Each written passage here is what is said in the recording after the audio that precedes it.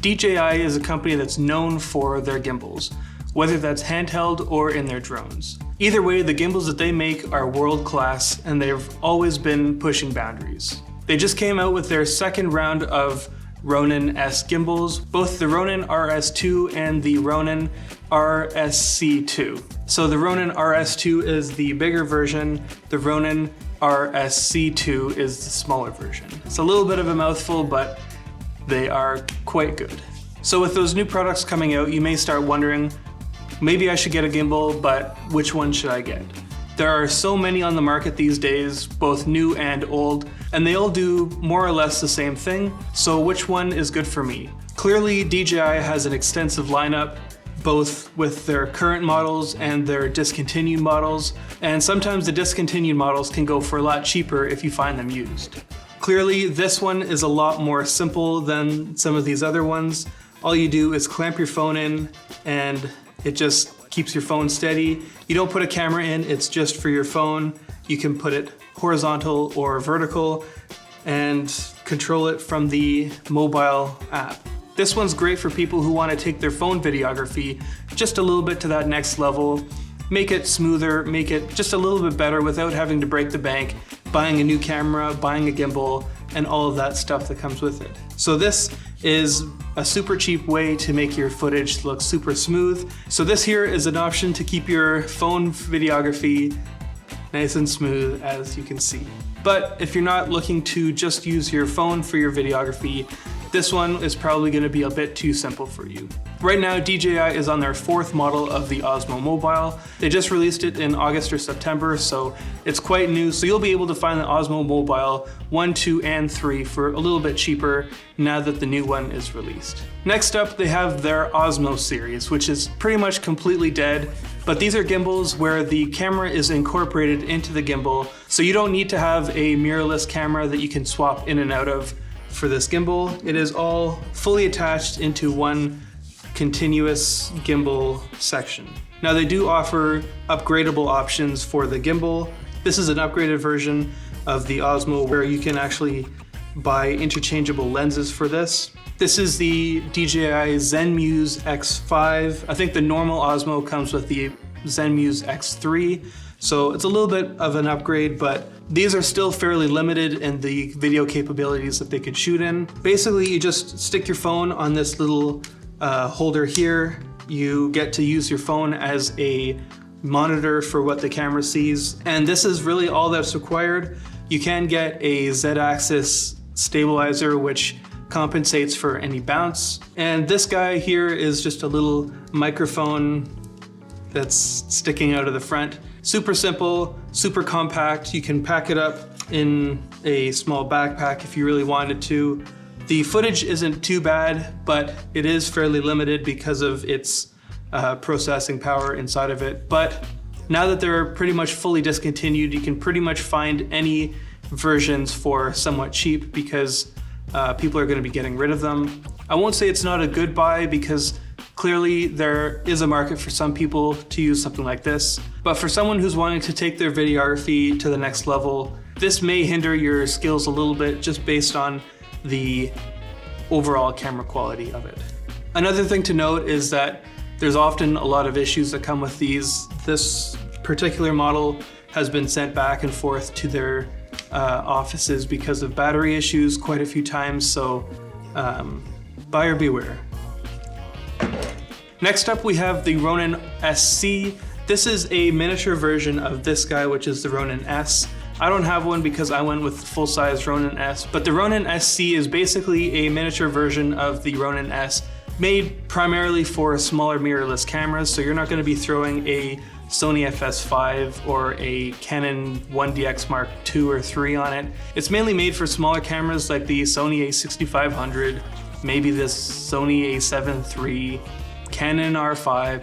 Those smaller cameras are perfect for the Ronin SC, and it does the exact same thing as the Ronin S. So you may not end up needing to go and spend a little bit extra on the Ronin S if you have a smaller camera, because the Ronin SC can probably do everything that you need it to do with the smaller cameras that you have. Next up, we have the full-size gimbals here. This is the Ronin S and this is the original Ronin M. On it, I have the exact same camera with the exact same lens, the FS5 with the Sony 18-105 power zoom.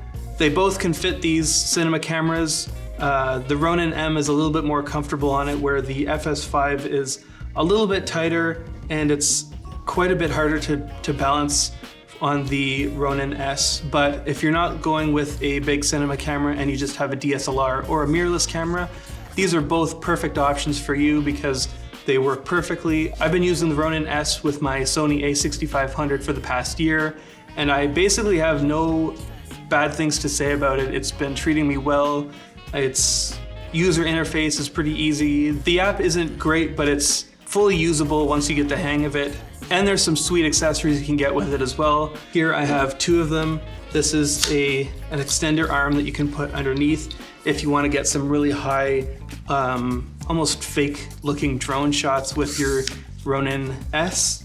You can stick this underneath where the tripod base screws in, and that gives you an extra long handle. This here is something that I don't think I have used my Ronin S without ever. It's a handle that clips around the neck of the gimbal.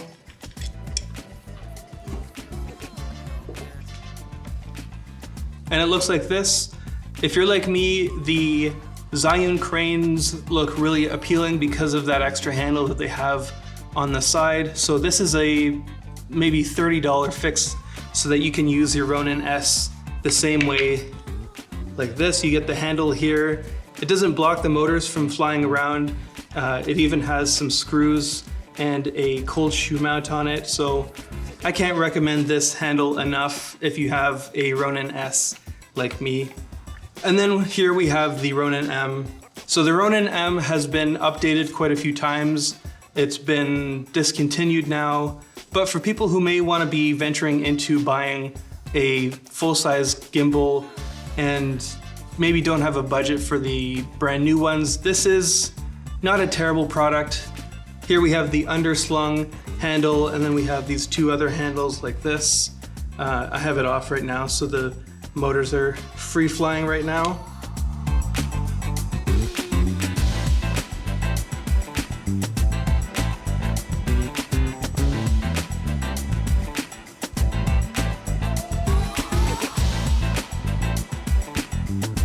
And it comes with a handy little stand that you can put it on when you're finished using it.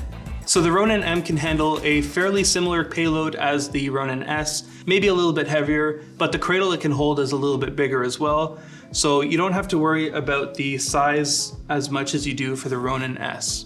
That's why I can use the Sony FS5 right now a little bit easier on the Ronin M than I can on the Ronin S. If I had smaller lenses on them right now, I'd be able to balance them a little bit better. But since this is already fairly long, the Ronin S has some issues on the tilt axis, just because of the weight on both sides of the axis. It's just a little bit long for it to handle. I might be able to fix this with some counterweights, but it's already fairly well balanced, so I think it might just be the excess amount of weight on it. Where the Ronin M, as you can see, can handle it pretty well. The Ronin M also comes with a remote control where other people can use to control the rolling of the gimbal motors, while the gimbal operator only has to focus on walking and moving the gimbal. The gimbal controller can focus on the exact movements of the gimbal without having to worry about the overall movements of the whole setup. The Ronin S can do something similar, but that's using a phone or a game controller.